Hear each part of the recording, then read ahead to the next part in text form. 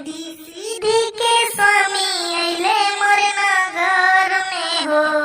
जय जय गणेश गूंजतावे घर घर में हो। गावे गावे मूर्ति धराइल बा शुभ घड़ी आइल।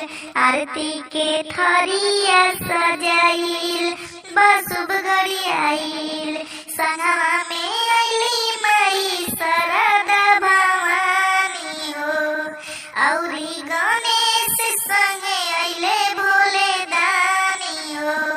संगवा में अइली माई शारदा भवानी हो। गौरी के साथे लेके अइले भोले दानी हो।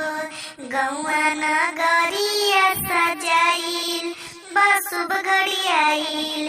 गौआ नगरिया सजाइल बा शुभ घड़ी आइल। हर जगह डीजे लगे बाजा तवे बाजा हो। मस्ती में झूमे लोग अइले गणेश राजा हो। हर जगह डीजे लगे बाजा तवे बाजा हो। मस्ती में झूमे लोग अइले गणेश राजा हो।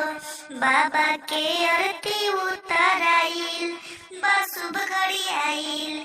गावे गावे मूर्ति धराइल बा शुभ घड़ी आइल। रिधी सीधी के स्वामी अइले मोर नगर में हो। जय जय गणेश गूंजतावे घर घर में हो। गावे गावे मूर्ति धराइल बा शुभ घड़ी आइल। गावे गावे मूर्ति धराइल बा शुभ घड़ी आइल। गावे गावे मूर्ति धराइल बा शुभ घड़ी